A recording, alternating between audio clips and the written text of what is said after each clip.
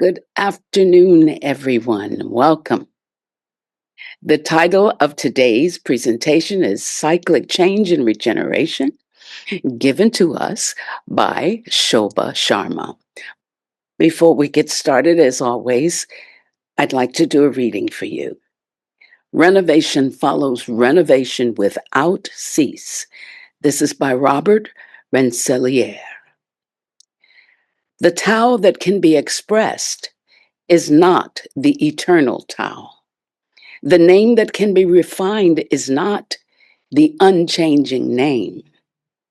Non-existence is called the antecedent of heaven and earth. Existence is the mother of all things. These two are the same in source and become different when manifested. Tao begets one. One begets two. Two begets three. Three begets all things. All things are backed by the shade, yin, and faced by the light, yang, harmonized by the immaterial breath, qi. Great it, the Tao, passes on in constant flow, passing on. It becomes remote. Having become remote, it returns to what was there at the beginning. We give to you our very own Shobha Sharma. Thank you so much, Monica. Appreciate that. We will be getting back to the Tao later, but let me start with what I need to begin with. As you know, today's topic is cyclic and regeneration.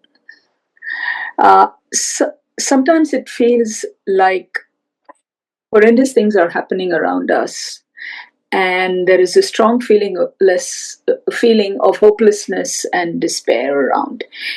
Yet, as a student of theosophy, I have to remind myself with all this, there are bright spots all over the world. Manifestation implies duality, and we have the good and the bad going on together. So hope and love still abound. The following true events keep reminding me to maintain balance and equilibrium within, and to realize that the word regeneration keeps happening all around us. The year was 1957, and the city was Little Rock, Arkansas. Brown versus Board of Education had just passed in 1954, a law stating that segregating schools was unconstitutional. Therefore, the high school in Little Rock was integrating 9 African American high school students into an all-white school. The National Guard had been brought in to protect the Little Rock 9, as they were called, since pandemonium broke out in the high school.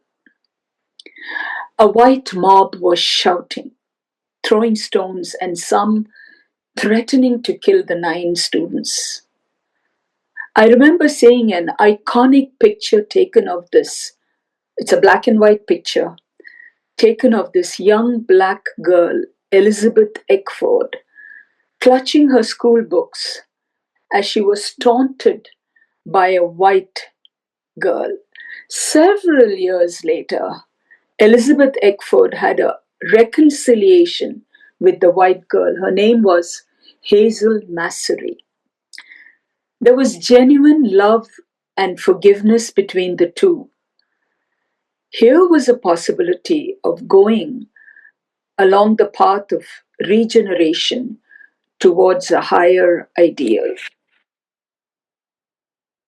Several years later, in 2016, I happened to read a wonderful review of the new National Museum of African American History and Culture that was opening in Washington, D.C. And this was written by the author by the article was written by the author Edward Ball. I learned that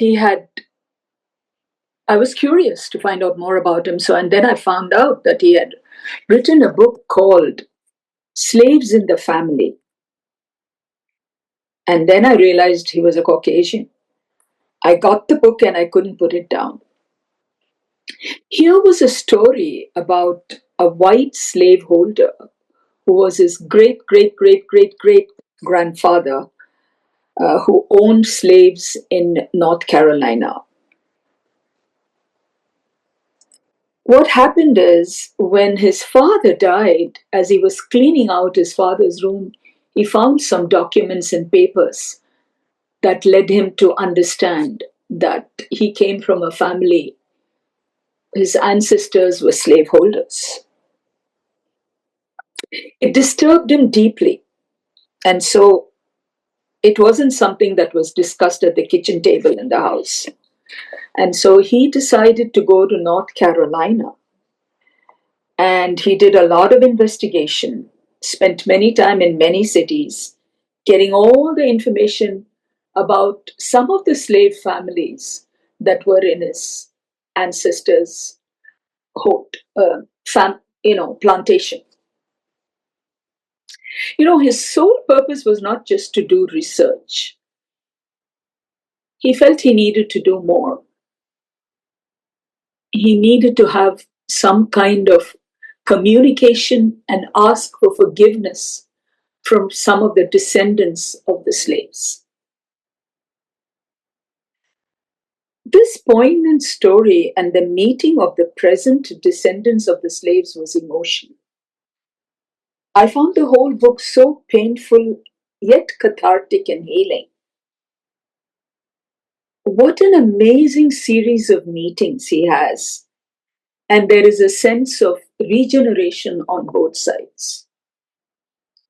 Now, 10 years later, in 2016, I just heard about an Israeli Jew and a Palestinian collaborating together to write a big book called The Future of Peace. It is the joining of hands of two persons, an Israeli Jew named Maoz Inon, who lost both his parents in the October 7th, 2023 attack by Hamas, and Aziz Abu Sarah, a Palestinian whose older brother died in an Israeli jail, whose only offense had been throwing rocks at the soldiers. Aziz reached out to Maoz, also a peace activist in Israel, when he heard about his parents being killed. Maoz was very touched by the post on Twitter from Aziz, and learning also that Aziz himself had lost a brother in Israel. Maoz is very grateful to Aziz for reaching out to him, and he stated then, "I am not crying for my parents, but I'm crying and will cry for this war that has been started by Israel." He meant the awful war against the people of Gaza and the West Bank that still goes on. He added, "I was drowning in sorrow when my parents were killed, but Aziz reached out to me. October 7th was no longer tragic because I had won a friend in Aziz." The two of them decided to work together for peace. Maoz continues, "It became very meaningful to work with Aziz. And in 2023, both of them went to visit Pope Francis. And later, they also met with Pope Leo. Now, Aziz says, I'm hopeful of peace between Israel and Palestine because I've seen conflicts in Ireland and South Africa for many years, and now there is peace there. So it is possible one day to get there. Aziz states, I was very angry when my brother died, but something changed in me as I watched these eternal conflicts between our two areas. Maoz and I are not on opposite sides. This Israel versus Palestine has got to stop. We need to work together. I have read the Bible, and God is salam, peace in Arabic, as well as shalom, peace in Hebrew. We need dignity, solutions, and peace together. During the writing of their book, they met many people in both countries and found more people on both sides willing to work together. Mao's adds, we the people have the power, the agency to change for the better. Civil society can bring change. These true events show the power we as humans have to regenerate our lives and that of others around us. Man, being a self aware, self conscious being, has to do it by self induced and self devised ways and means. He has the power to choose that decides his pathways. At the same time, just as man has this regenerative power in him, regeneration carries on in nature as a natural, automatic process. I shall never forget the cold, snowy, miserable days in Illinois, where I lived for many, many years. Yet I would get excited and eager to think of spring, when the crocuses would creep among the melting snow and the daffodils would rise tall and yellow in late spring. Where were they all during this time? In May, the bare trees would slowly start showing signs of regeneration as the buds of leaves would start appearing and slowly the leaves would form. By that time, I would have looked at my seed catalogs in February and planned the vegetables and flowers I needed to grow from seed. Getting all my small seed holders ready by early April, I would buy the necessary seeds and start the planting process and cover them with plastic to get the germination going. And the joy I felt when the seeds germinated. They looked like little worms, and then these tiny plants grew, were transplanted, and finally by May end were sturdy plants growing outside. The magic continued every year. We know that snakes shed their skin and get a new skin ever so often. Another regeneration process. All around us, we see this. The definition of regeneration from the Theosophical Society's website is as follows. Regeneration, from Latin re again and generare, to beget.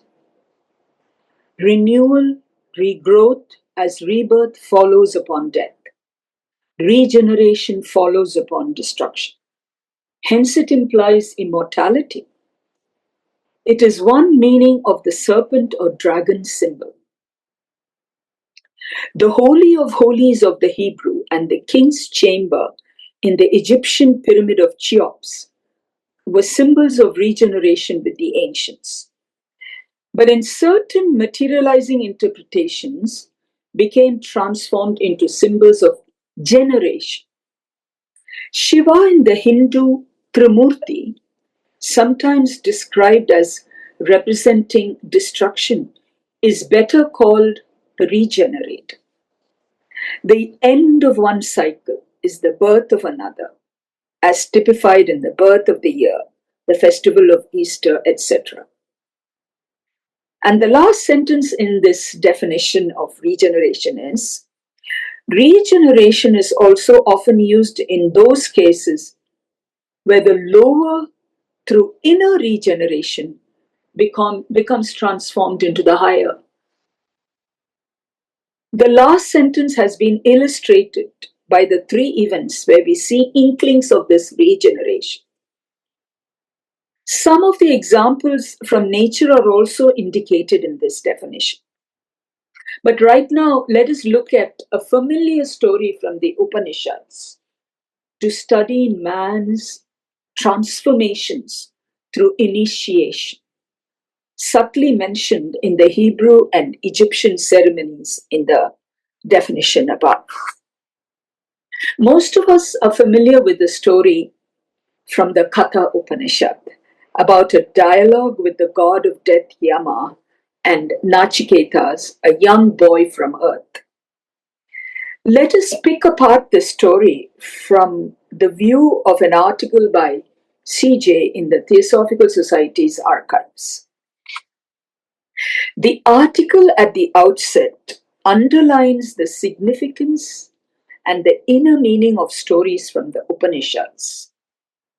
The author states that all ancient texts treat of the same theme: the mysteries involved in the inner work that man needs to carry out, and also find the connection with the universe at large. This is not new to students of theosophy, the connection between man and nature. H.P. Blavatsky states in The Ice is Unveiled, Volume 2, page 635, almost at the end of the book, the following statement: the trinity of nature is the lock of magic, the trinity of man, the key that fits it. And in the 10 propositions that comes before this statement, HPB has already clarified that magic is spiritual wisdom. Now we go back to the Katha Upanishad. The story starts with father and son. Father, Vajasrava, is conducting a sacrifice and gives his old cows for this purpose. Nachiketas, the son, is disturbed by this act and says out loudly, "Who will you give me to, father?" The father recognizes what Nachiketas is implying and answers in anger, "To Yama." And Yama, of course, is the god of death. Here, the author depicts the father as the old ways of thinking, the past, the condition before the spiritual rebirth, offering an inadequate sacrifice, and the son as a regeneration, a renovation, a reincarnation. The lean cattle represent the fleeting enjoyments of the physical. Nachiketas realized that healthy cattle needed to be the sacrifice, signifying the sacrifice of the self, the lower quaternary. So when he comes to Yama's door, he not only is going through the physical world of birth and death, he is also going to the underworld to get initiated. I think of the story of Orpheus going to see and meet his Eurydice. He gets to be initiated but is not successful because he doesn't trust the teachings and words of warning and turns around. The very purpose in the underworld transforms and further regenerates Nachiketas. He was ready to be initiated. Since Yama made him wait for 3 days, he is given 3 wishes or boons. So the very first boon, he asks Yama to awaken his father and give him peace. In other words, the past represented by the father may sleep well. So regeneration is not just for Nachiketas alone. The second boon is about learning the heavenly fire, which he wants Yama to teach him. Yama called it the triple fire. And then the fire becomes the higher triad, and the bricks, the 4-sided bricks of the altar, correspond to the lower quaternary, according to the author. And the unmanifested 3 is represented by creation, preservation, and regeneration after destruction, or the Trimurti of Brahma, Vishnu, and Shiva. When Nachiketas repeated what he learnt about the heavenly fire, he understood what it signified. The final boon was the most significant of the three. The first boon was to help his father. The second was to reach illumination and nirvana or personal salvation. But the final one was beyond that. So Nachiketas asked Yama this question: what really happens after the death of passions and desires to the man who comes with final illumination? Does he exist or not? Yama didn't want to answer the question. So he begged Nachiketas not to ask that question, plying him with riches and whatever else he wanted. But the boy held firm, and finally Yama conceded. One wonders if this was the Kuan Yin pledge, which is the true regeneration, the doctrine of the heart, not the doctrine of the eye, the section of the two parts from the voice of the silence. And this is the path of renunciation, not that of liberation.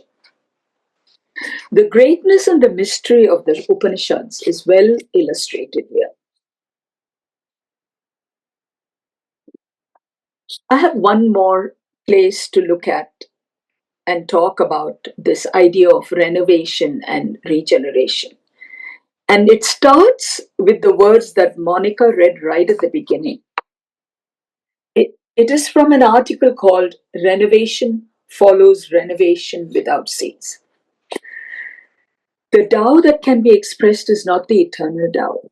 The name that can be defined is not the unchanging names. Non-existence is called the antecedent of heaven and earth. Existence is the mother of all things. These two are the same in source and become different when manifested. Tao begets one, one begets two, two begets three begets all things.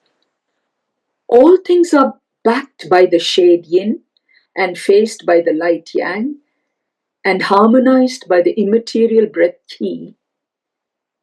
Great. It, Tao, passes on in constant flow. Passing on, it becomes remote. Having become remote, it returns to what was there at the beginning. Thus begins the Tao Te Ching, the well-known classic of the 6th century BC, attributed to Lao Tzu.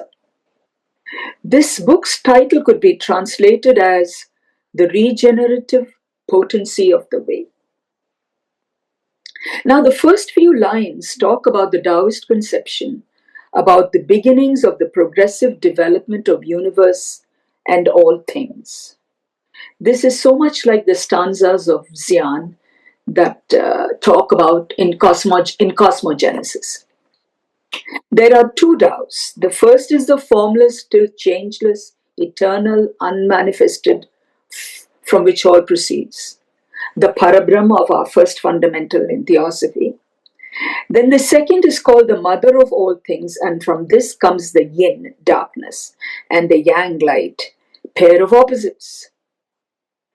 Then because of qi, which is the life energy, becomes the three, which is similar to page 1516 of the Secret Doctrine, volume 1, where it says, the manifested universe is pervaded by duality, which is, as it were, the very essence of its existence as manifestation.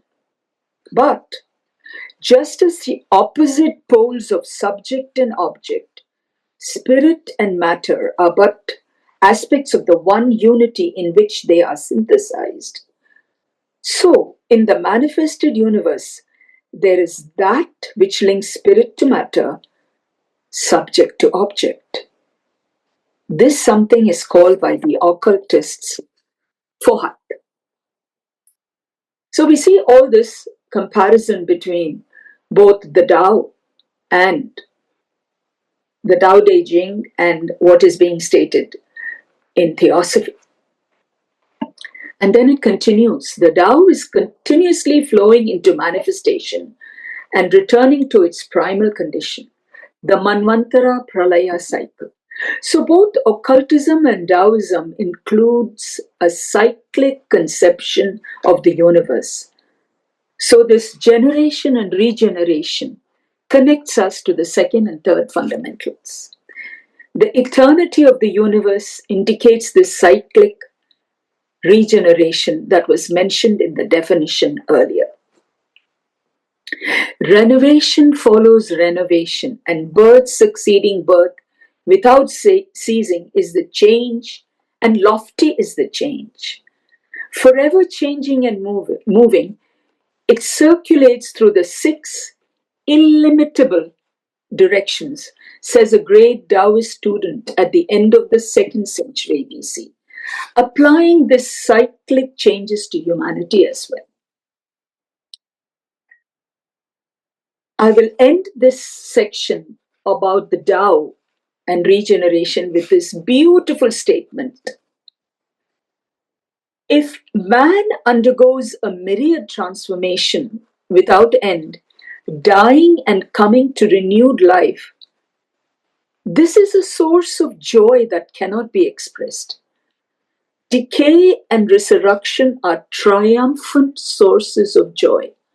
What a beautiful way of looking at this. I have a little, I don't know what to call it, an epilogue or a footnote, but it is significant to talk about this. The theme of this year's Aquarian series started with a presentation called Krishna's Flute.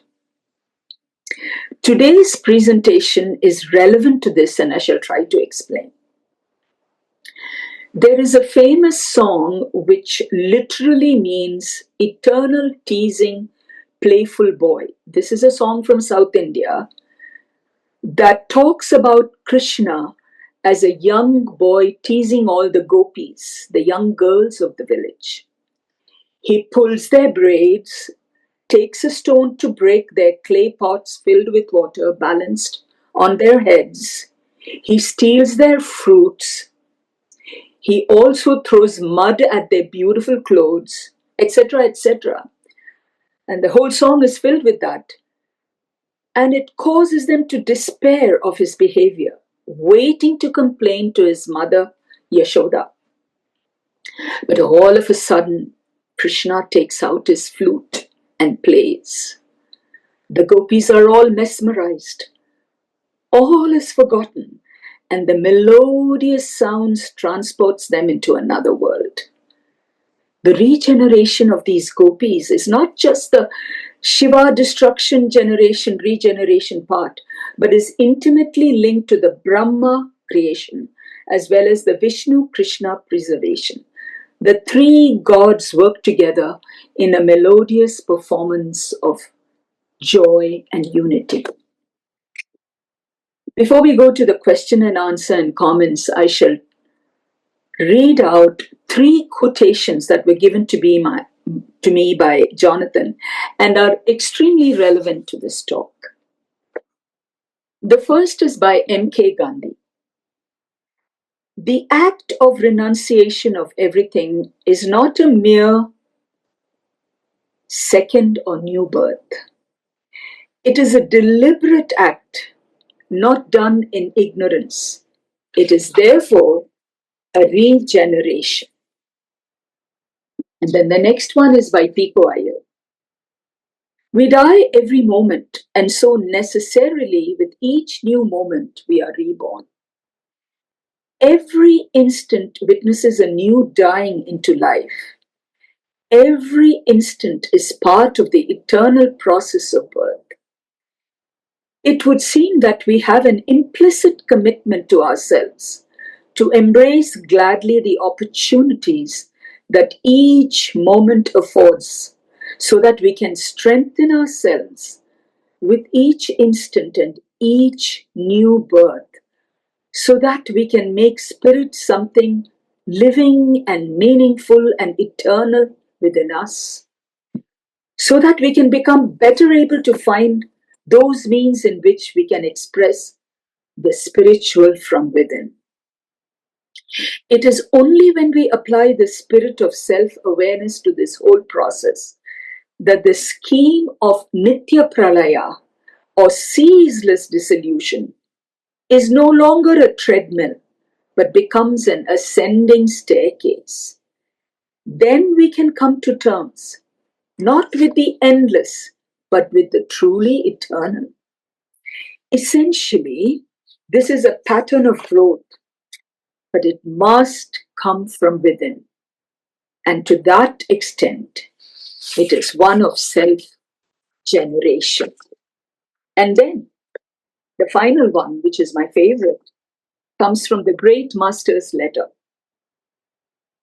Once unfettered, delivered from their deadweight of dogmatism, interpretations, personal names, anthropomorphic occupations, and salaried priests, the fundamental doctrines of all religions will be proved identical in their esoteric meaning. Osiris, Krishna, Buddha, Christ will be shown as different means for one and the same royal highway of final bliss, nirvana. Mystical Christianity teaches self redemption through one's own seventh principle, the liberated Paramatma, called by the one Christ, by others Buddha. This is equivalent to regeneration or rebirth in spirit, and it therefore expounds just the same truth as the nirvana of Buddhism. All of us have to get rid of our own ego, the illusory apparent self, to recognize our true capital S self in a transcendental divine life. Thank you.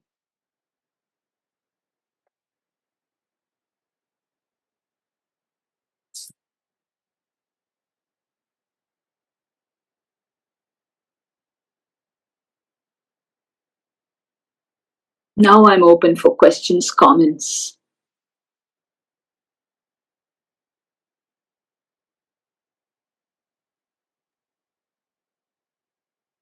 You.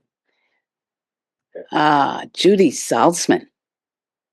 Yes, Shilpa, thank you for a really wonderful discussion of the microcosm and the macrocosm regarding cycles, and your insight into the Hindu scripture is very remarkable.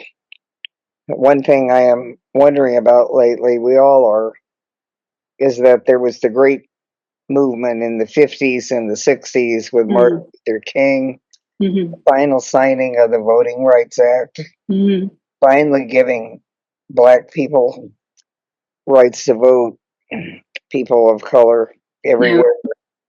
And now there seems to be an atavistic tendency at which the Supreme Court, once a bastion of integrity, has actually voted so that there are people who are going to lose their rights, lose their representatives, and it's going to be more difficult for them to vote. So we seem to be in a very dark cycle after all the hope there was, President Obama being elected, and we thought people were going to look at each other by the content of their character, as Dr. King said, instead of their outward appearance, which is very superficial and very fleeting, as we know in theosophy. So what do you think about this? Is the cycle going to swing back? Right. Yeah, it's a very good question, very pertinent. But that's why I started with my feelings, and I said that, and I went straight into the stories. I think there's always a silver lining with the clouds. I have noticed this again and again. The problem is we live in a world where the sensation is usually the dark things, right? the news that we hear is usually dark. But there's a lot going on in the world that we are not aware of. Some of us are, some of us are not, because it's not even talked about much. And so it feels like all around us is darkness. But then manifestation implies both sides, right? And the quality of viraga or vairagya teaches us that we need to go beyond this because it's an illusion. It's we need to be going beyond this and looking above it. But at the same time, the reason I talked of all these stories, apart from the story from the Katha Upanishad, which is on a totally different plane, these are all hopeful things that have happened and that are continuing to happen in 2026. So, to me, yes, I do feel extremely depressed. In fact, the news from India, when I first heard it, was extremely depressing. But I heard that the changes that happen in the South are actually very positive. All I'm saying is it's complex. We see things, and again, who is it that sees it? This lower quaternary is the one judging all this. So the story of Nachiketa reminds me that there are so many levels we need to be crossing to get to the point where we are not affected by it. It doesn't mean we don't care. It never means that. But it is living in the life, doing what needs to be done, along with trying to work to go beyond it. So it's a complicated thing. It's a difficult thing. It doesn't mean we cannot care about what's going around. The only way we can try to make change is to try to make change wherever and whenever we can around us. So it is very, very upsetting to see what's going on. That's not something we can run away from. But at the same time, we can do what we can to counter.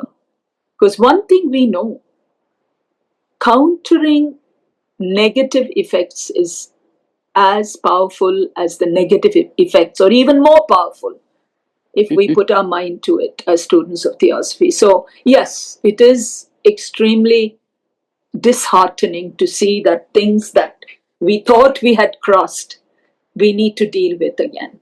But there are signs of hope everywhere.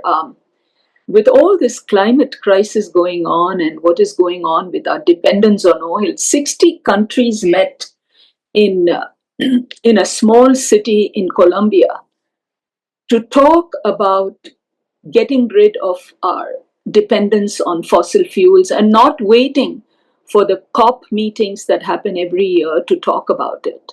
So I think counter forces are there to try to do something to mitigate and counter the effects that seem to bring us down. So I have to force myself to think of hope. It's not easy. But there's also another thing to this, Judy, that I wanted to point it out. I am sure in all the ages, people have gone through this feeling of, oh, wow, why are we facing this? Why are we going through this? So I think this continuous swing of the pendulum, keeps happening, and we need to try to do what we can in our own small neighborhoods. I hope that helps you, Judy. Okay, I'll try to be more cheerful about it. The free speech movement in Berkeley, I heard it. Yeah, thank you, Judy. Yeah. Marian, yeah, go ahead. Hi, I'm Shobha. Thank you for a beautiful talk. I have a question. Just kept following through. Maybe you've answered it a little bit with Judy's question. I was wondering if because those of us who remember that period of time in the '60s with Dr. King, and then the civil rights movement, and now again, as you're talking about, is kind of being revisited. Do you think that this symbolizes a karmic force of that is just not played out yet? Because I mean, Yeah. there's still those generations of people that remember that are still alive, like myself. Mhm. And then there's a younger generation, but it seems to be coming still, as you're talking about, manifesting. And I just wondered if it's not just, it's like bigger than us. It's a force, a bigger karma, maybe a country karma, race karma, that is like cycles or generations still have to deal with it. That's what I'm. Right. Excellent. In fact, I wish I'd added that when I was talking to Judy. Excellent, because this whole talk is about cyclic too. Cyclic, it's the appearance and disappearance of the world, so, and the karmic forces which are implied in the second fundamental. It's implied, though not directly talk, but it is the cyclic movements, the karmic effects. They keep coming back. you know who knows, the Atlantean, we are probably the Atlanteans dealing with what we did in the third and fourth races. So again, the Atlantean, Lemurian, all that, we we we need to deal with what we have done. We continue to accumulate more of that. And so the cyclical forces, the cyclic evolution, the forces continue, and they also add to it. Definitely, karma is a big part of it, the collective karma. But we don't throw up our hands and say it's karma and not counter it, right? Oh, this is karma, I can't do anything. That's not what it is. It's karma is an active thing that you created and you can change it.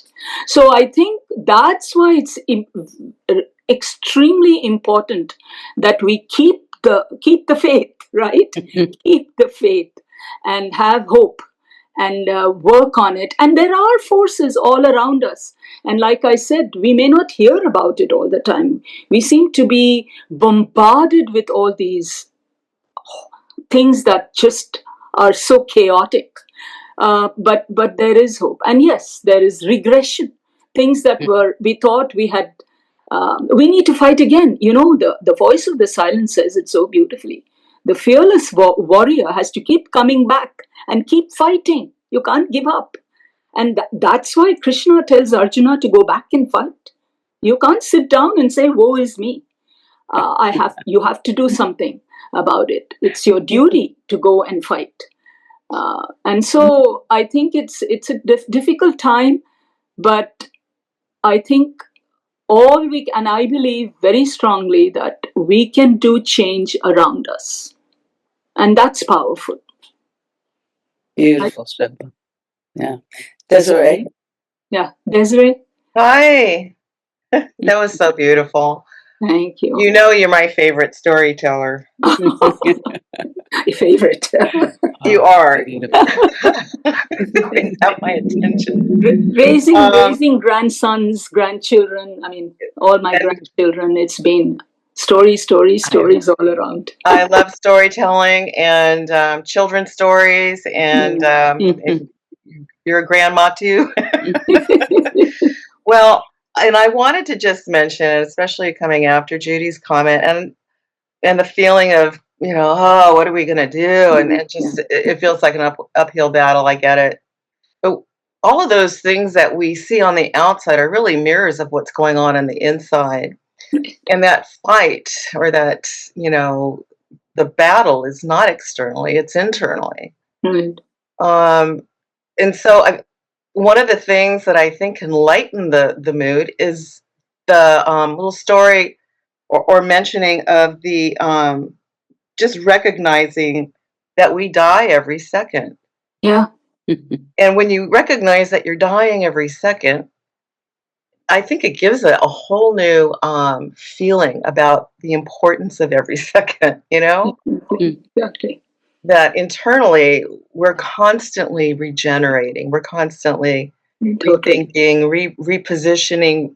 And it's not an easy thing, like you say, but so much of that is based on what's going on within us. Right. And it's getting reflected out there. I think because we're all operating like one big brain in a way, Yeah. in one big body. or I guess big is kind of a relative term, but that's how unified we are. And as we watch this pendulum swing, that pendulum's swinging within us too. So the more we can kind of step aside from the judgmental aspect and view it as a motion of the mind to move in a pendulum type of a way, it gives more of an archetypal overall view of it. That mind always is moving, trying to find that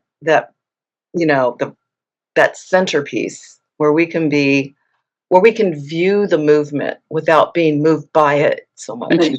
You know what I'm saying? Beautifully said. Thank you. Because we really need to elevate ourselves to be dispassionate, and dispassionate does not mean without any heart. Absolutely not. Absolutely. And that's why I keep going back to viraga. I find that the most Right. amazing of the paramitas, because you're at the midpoint, and but within it has everything else. Dana, Shila, Shanti, they're all needed within that viraga. Right. To viraga. They're synthesized within it. Of course, they're all one unity. But you can't have one without the other. Yes, exactly. But the beauty is that it is so very hard. It is so very hard to live the life, to be in this life, and yet be out of it. Yeah. That whole thing about that sounds so Zen-like and whatever, contradictory, but that's what life is. Life is contradictory. And I think when I get into a position or a mood where I feel like, oh, why are they doing that? Why are they, I imagine myself being reborn as them. Exactly. And then I get a different perspective. Yeah. It's kind of like, if you're feeling, oh my gosh, I could never do, well, wait a minute, because you could be born in that. That's right. And life may very well, your higher self may very well say, this is what you're going to have to experience in your next life, just because that pendulum now has to swing in the other direction. So just having a view from, like you say, up above, and looking at the motion of thought, not just your own, but just the motion of thought. It's really kind of a beautiful thing. Yes. Yeah, look at what it said in the Tao about joy. I'm thinking destruction, death, regeneration. I mean, the whole processing, like, oh my God, it goes on. I feel like I'm in this circle, never ending. But joy, joy. And when you think about it, that was a regeneration for me. Joy. And that destruction is joy, right? Absolutely. Yes. And it says this is the Leela of life. This is a dance. This is Nataraja's dance, Shiva's dance. It's beautiful. It is actually beautiful. It's so hard to say beautiful, really.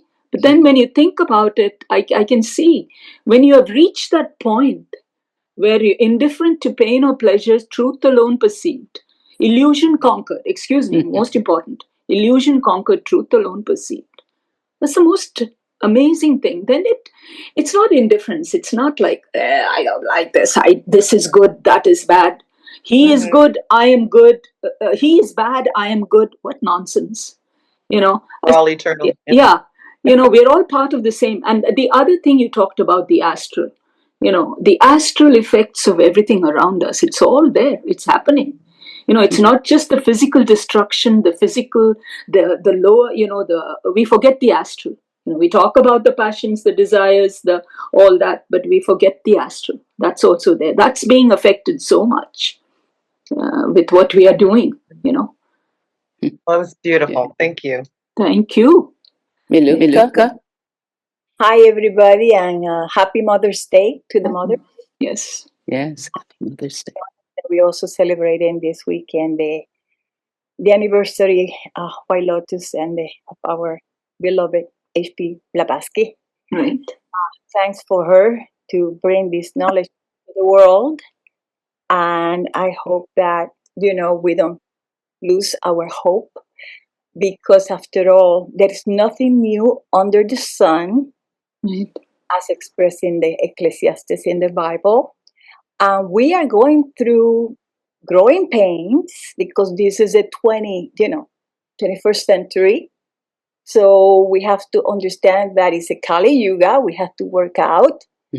And this is nothing. If you go back and when you read in the Secret Doctrine about what the Atlanteans did, Mhm. they destroyed themselves. We Yeah. are the Atlanteans. So compare what they did back then. I think we are pretty good. If you think of the amount of destruction they did, I mean, and then I believe we fight in the third world, but it's mentally. That's what we're fighting mentally. That's the big fight. And with the artificial intelligence is bringing this war. Right. It's going to win. Humanity will win, but it's going to be very challenging. So that's what we had to be prepared for. And I think HPB gave us all the hints how to survive. After this body is an illusion, and we will come back, and who knows we're coming back for or when. But I believe that there is a great soul volunteering to come here to help, because I came across children right now that I just say, oh my goodness, 1 and 2 years old, they're already talking and walking. And I say, what? This is Yeah. really, I have two children, and I say they very smart too. But I mean, the ones now is like very amazing. So we being helped even if we don't realize it. So there is hope. And then somebody was saying, "Oh, this storm and horrible weather. I think there is a God revenge against all of us." And I say, "No, nature is trying to save us. It's trying to balance. Eh, We created all this mess." Mhm. A nation is doing nothing but trying to balance everything out Yes. and move forward. Yes, some people might die. Maybe they were part of that karma, maybe not. But we have to be grateful, I think, every day for having the opportunity to work out whatever karma is in front of us. Right. Good, nothing is bad. Nobody's more superior than the others. We're supposed to be all equal, right? Because Right. we are soul, we are brothers spiritually too, and even the DNA shows that we are all cousins, which is amazing. The more science is discovering, nothing new under the sun. The flying object, that's not new. The organ transplant, nothing new. Any of that. This happened before with all civilizations. But I'm just saying, hold on and keep your head high and your hope very high too. And just think of peace, like the monks recommended to all of us in these, you know, turbulent times. Yeah. Meditate and wake up saying, "Today is my peaceful day," and then hold that peace, because your peace will be amazing. It will vibrate and help other people who are not. But I'll just say I'm very grateful for Theosophy and HPV, because Yes. her knowledge is helping us move forward in these turbulent times, if we call it that. But it's all learning. And thank you so much for your talk. I'm very inspiring too. Thank you. Thank you, Miluka, for your words. Yeah. Beautiful. We need to keep Our- keep our heads up yes. and act. You can't just Yes. do, Don't. that's that the act continues, action continues, countering these, whatever seems to bring us down. I agree. Yeah. Haro? Jairo, go ahead. Thank you. Thank you, Shoba. Mm-hmm. Thank you, everyone. I have a question. Mm-hmm. Hmm. I heard you talk about your friends that you could say that they're like natural enemies, but they're trying to get together and make a change. And you sounded like there's hope. Why is it seems like it's something wrong with this United States of America, that in all of Western civilization, it seems like maybe it comes from a manifest destiny to try to take over the world and turn everyone Christian or something. And so why are there constant wars? Why is there a war with Iran now? Why has there been this war in between Israel and Palestine since Israel was founded? Thank you. One of the things, Jairo, is that there have been wars all over for centuries. This is nothing new. One of the things H.P. Blavatsky says, which I think was read today in the Universal Theosophy, one of the quotations was about the fact that man's inhumanity to man, if that is 2/3 of the world's problems. So our misunderstanding, our not understanding of each other, the sense of separateness, which is so against what Theosophy talks about, what true religion talks about, all the religions talk about. So when this has always been the story, today it's the story of maybe Israel and Palestine, or it could be the what's happening from here. It doesn't matter. It's all the same. When there is power, when there is one thing that we keep hearing from the masters, and the great master that whose letter I part of the I read that. He talks about the same concept, he or she talks about the concept of the fact that we are the selfishness that is so ingrained in all of us, the sense of separateness. Our family, our people, they should be fine. The rest can go to hell and damnation or whatever. So I think this has been there from time immemorial. This is not a new story.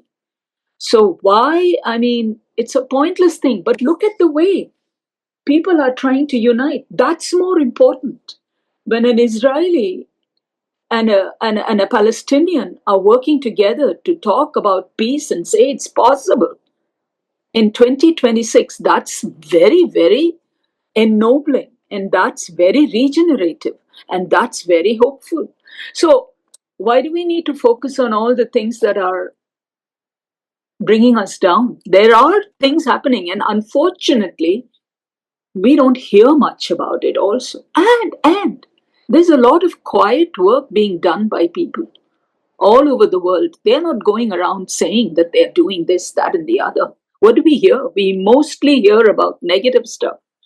So I think it's up to us as students of Theosophy to turn the tide and do what we can. We don't have to be publicizing it so long as we live the life. And that itself is a big force that can turn the tide. So I'm more and more thinking about it and hearing stories of hope like this in 2026. There are so many stories of hope. We don't hear about it. That's right. Laura? Yeah. Hi, Laura. Need to be. Unmute yourself. I like that idea. Yeah, thank you. I like that idea of the hope and the help. And it seems that, Mr. Judge says when the lesson is learned, the necessity ceases. Yes. But it also seems to indicate all those wonderful people that are doing good things, who have learned the lessons from the karma and from the cycle. Right. And so now they're here helping others to learn that same lesson. Right. And we see them in the examples that you gave, and there was one writer, her name slips my mind at the moment, but one of the things that she said is all these good people that are doing good things must be having an effect, or we wouldn't be having the problems that we're seeing. So she says the very fact that we're getting this reaction indicates an evolutionary growth of the mind. Right. Beautiful. Yeah. Yeah, I was really so depressed after hearing the news from India and the elections, and but then my sister gave a very beautiful. She's a journalist, so she knows what's going on, and she's always telling me. And but she herself felt hopeful because she says the change is not so bad. We felt like everything is dark now in India. It's terrible. This man's in power for the longest time and he doesn't seem to leave. And rigging election. I mean, the whole thing, I don't even want to go there. It's the same story happening in many countries. But she said, no, no, no. There are some changes happening in the South that are very hopeful. We are getting a secular person coming in. And for the first time, she said, a Dalit, that is a person from what they would call the outcasts, could become somebody high. And I thought, wow, that is good news, because secular India is such a lovely idea when we are so partisan right now. So I said, even if it's a small little area that it's happening, it's very hopeful, because it felt like, oh, everything is awful when I first heard the election results from India. But no, there is hope. And even here, while we are, to me, one of the biggest concerns is the climate. The fact that we are still dependent on fossil fuels. But there are groups of people who are saying, no, we need to do something. And 60 countries got together in St. Martha's in Colombia and South America, and they talked about it, and they said, we're not going to wait for anybody else. We are going to do what we can. And I've been hearing stories about all kinds of alternative sources of energy that are being used in small little towns within this own country. So we don't hear about it often enough. We hear the terrible stories all the time, and we get despondent and feel like we throw up our hands and say there's no hope. Not really. No, we should never allow that anyway. Yeah. Jonathan? Okay. Maybe I could come up there. Yes. It's all right. It's all right. Oh, thanks. I'm going to see what's going on with this microphone. It's not echoing. Well, I don't have it on. It's down there on your left. Yeah, it's because the microphone goes through here. That's why. Can anybody hear me, Shobha? Yes. Okay, Yes. great. Let's see. Oh, yeah, just speaking of the whole war thing that's going on, it's bringing to our one of the silver linings to me is bringing to our attention that the whole globe is using 106 million barrels of oil a day, and people are thinking about that and talking about that. It's like, Exactly. What are we doing so important that we need to do that? Right? Exactly. Like, for example, I went up to Vancouver to get a load of books, and I was thinking, maybe the book should have just stayed in Vancouver. Yeah. No, I myself have stopped. We live in now that we live in Florida, in Tampa. Everything is close by, and I'm saying, why do I need to take the car everywhere if I can walk somewhere? Save that, And why this dependence? Why are we getting crazy? And everybody I meet says, the price of oil is. Yeah. Have you thought of alternatives? Right. Yeah. So maybe that's a silver lining, almost a regenerating silver lining. Yes. It there is something very beautiful about it, like the coming of spring. Yeah. Oh, speaking of the coming of spring, that reminds me of something Shankaracharya said. You're fond of quoting it. Oh, yes. Maybe you can quote it better than me, but it's from No, go ahead. Go ahead. well, I'll just say the idea of it is the great and peaceful ones live for the benefit of humanity, Right. like the coming of spring. Right. And it's something like they have a cooling effect, almost like the ambrosia effect of the moon, instead Right. of the hot, scorching effect of the sun, you could say. Right. No, So, I think he says something like the great ones come back like spring. yes, thank Yeah. you for that. They Yeah, come back like spring. Yeah. It's a beautiful thing. Yeah. very In beautiful. the Vivekatur, it's in the Cresture. Yeah. Yeah. You know, Raghavan named my daughter, Sasha, her middle name, Mm-hmm. and he called it Sundari. Ah. Do you know what Sundari is? Sundari means beauty. Yeah. Beauty. Yeah. He described it as the beauty of Shiva. Mm. And my daughter really likes that, Yeah. that there would be such thing as the beauty of Shiva, because Shiva is so associated with austerity, Yes. right? Yes. And a little bit almost intimidating, Uh-huh. and destruction. Mm-hmm. You got that. But on the other hand, you got the Shiva Nataraj, That's right. beautiful equilibrium and nature, and he's called the good gardener, right? Right. Right.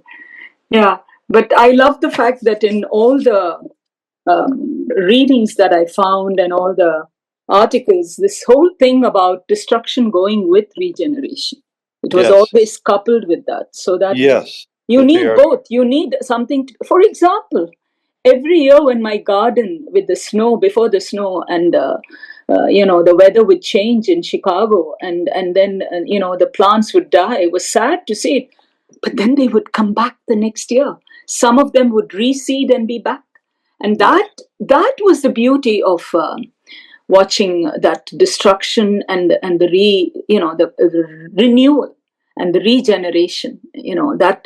That which is something I miss here, in where the weather seems just rain and heat, and it's a tropical thing.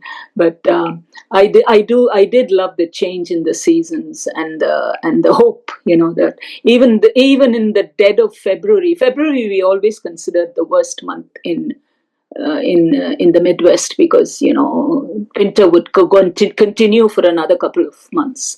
So Shobha, yeah. I've got a kind of a deep question here Oh, for you. please, So we'll let's see. see what I can do. See if I can even ask it. Okay, so with reference to the third boon, right, Mm-hmm. that Yama is going to grant to Yes. Nachiketas, Yes. and with reference to your theory that really the deep mystery is like in the two paths. Yes. It's just my Okay, take, because I didn't read the other articles. I read only one, and well, this would, yeah. that's a very powerful take, because it seems that, like, when people come into theosophy, first it's like, well, it's interesting. It's one of the things that people realize is the coherence of the whole system, right? And Mm-hmm. it's a rational explanation of things. And then maybe later a person starts to realize that it actually solves a lot of the problems that seem inconsistent, and it lends a sense of meaning to life, really, you know. Mm-hmm. But if a person really starts to try and practice it, they start to realize about the renunciation side of it. Right. And, and then wait a minute. And then at some point, it's almost inevitable, if you stay with the stuff long enough, you realize this whole thing is about the Kuan Yin pledge. Mm-hmm. Mm-hmm. And I was wondering why, if that's the case, if your theory is right, and I love it, but if that's the case, why would Yama be so reticent? I mean, he tried to do everything he could to get out of answering that question. And if your theory is true, why would he be so reticent to share that? That's my question. I think that's why I call it a mystery too. What do I'm just sitting here, thinking this out using my intellect here. But there is something about the fact. Again, this is the writer's interpretation, and I found it very interesting. That article had two more articles, and I couldn't find number two. So there were three articles on by the person called CJ who had written that article. But I love the interpretation, the symbolism of who Nachiketas was. He was the newer, and the father was the past. But his first question was compassion for father, not just compassion, but the regeneration of the father. He wanted that. Then his regeneration, because he was so enlightened, he realized, this isn't enough. Moksha is not enough for me. Nirvana is not enough for me. There is something more. And I don't know why I immediately thought of the two parts. And I said, wait, there's more. In fact, I don't know if you remember. Can you hear me? I hope you can. Yes. Hear me. Yes. Okay. We once we talked about the fact that when we look at Shankaracharya, Advaita, it feels like there's more talk about moksha, liberation, than renunciation. But then that one verse in the crest jewel kind of gives us a big key, because it talks about the great ones coming back like spring, right? So there you see the path of renunciation. So I remember that, in my head. It's not explicitly explained as it is in Buddhism, in Hinduism, especially in the Advaita, that clearly the two parts. But it's implied. It's implied. So I think that's why it's a mystery. In the Hindu, the Upanishads is part of the Vedas. So I just think this is why Yama is like, I don't know if you're ready for this. Are you really ready? And that's why he tests. And it was a test. And Nachiketas was very clear. He said, all these are temporary. What am I going to do with it? How long will it last? There is no end to this. So then he knew he was ready. Because even the very fact that he asked the question, that's why it flustered Yama. I mean, again, this is a story. How far can I stretch the symbolism? But I just thought of that. Beautiful. Does that help? I don't know. It's Judy. Judy, go ahead, Judy. Yes, well, I was just about to say what you said. Obviously, Nachiketas passed the final test. But what I wanted to say, really what you've spoken about today is so universal. Because when I was in India for the first time in 1991, there had been this recent destruction of the Babri Masjid by the Hindu mob that had been influenced by the BJP party, which has been in power for a long time, quite the opposite of what Gandhi wanted.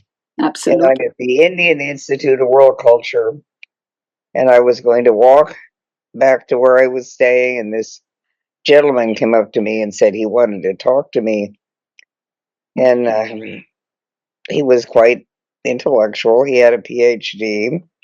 And the first thing he said to me is, well, I'm quite happy about the destruction of the mosque. And I was utterly shocked. I said, what could be good about this?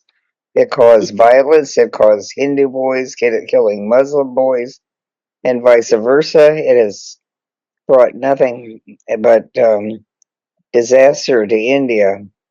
And he said, well, the Muslims have their own country now. They should go to Pakistan. I mean, just absolutely horrible. And I met quite a few people like this in India. I met many others who were very much the opposite. But I think this is the sort of attitude that Gandhi was just so appalled about, and yet it has more or less seemed to be in power at the moment in India, and I hope that cycle will change eventually. Yeah, but the forces are always there. And if you have the correct environment to incite it more, it grows, right? It's always like that, right? When you have forces that are unifying, forces that want, talk about diversity as being essential, then you see that those voices are not heard. They become, the outlier. But today, the outlier has become what is just. Everything has been turned on its head today. What is just? What is the right way of doing things? The thing is, everything has been turned on its head. However, in spite of that, this is why I say there's hope. There are people who fight back. There are people who don't agree, and they're willing to resign, willing to get out of jobs, willing to lose money, power. So I just think, it has happened all, we noticed it in Germany during the Nazi. We saw people, one of the things, I read a beautiful article that said, people don't do the wrong thing because they consciously think about it and say, I'm going to do this. They slip and slide, which is what has happened. We slip and slide, and do the wrong thing. And, people who, oh, well, it's okay. I'm not really doing something. This is the thing. You justify it. The slippery slope, right? Yes. So I think I think we need to have compassion, which is really hard to have against those people who do this, which is extremely, extremely hard to do, to have compassion. These people live in our families. These people could be our brothers and sisters, literally. How do you deal with it? And it's happening all over the world. This kind of, the people don't want to, I've heard from so many people, they don't want to meet their family during the holidays because it's too uncomfortable for them. So it's a, how do you deal with it? How do you deal with it? You can't point your finger and say they're evil, I'm good, because that implies that you're good. And that's the conundrum we face. We need to examine ourselves. How good are we to call them bad? So, and the fact that we are one collective mass of humanity, we are all connected. HPP talks about the unity. One of the things she talks about, the unity of all, in the summing up portion somewhere in the end of the first volume of the Secret Doctrine. Fundamental unity. If we are really one, and if the first object of the Theosophical so the movement, when it started, was forming a nucleus of universal brotherhood, think about it. Does it even make sense? To this mind right now, it doesn't seem to make sense. But we need to be reaching towards that. Beautiful. Well, I'd like to. We had to turn off the mic. Oh, okay. You got it. Okay. I'd like to read from Jewel in the Lotus, Mukti Kanda, Enlightenment, The Great and Peaceful Ones by Sri Shankaracharya. The great and peaceful ones live regenerating the world like the coming of the spring. Having crossed the ocean of embodied existence themselves, they freely aid all others who seek to cross it. The very essence and inherent will of Mahatmas is to remove the suffering of others, just as the ambrosia-rayed moon of itself cools the earth heated by the intense rays of the sun. Thank you. Beautiful. Thank you. Thank you, Shobha. Okay, yes.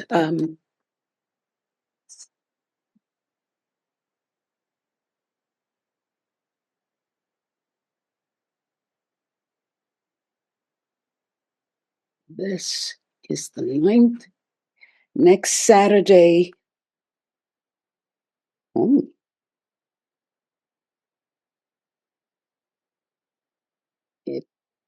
doesn't tell me. It's love will help our mortal natures more than all the world. Plato. Dispassion. Oh, regeneration. Then the next week is dispassion. Okay, next week is dispassion.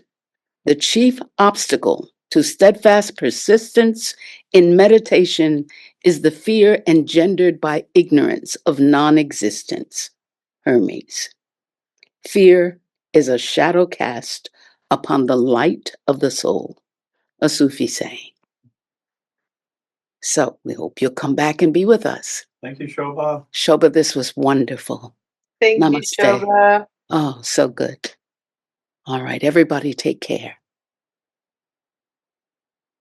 Namaste. Namaste.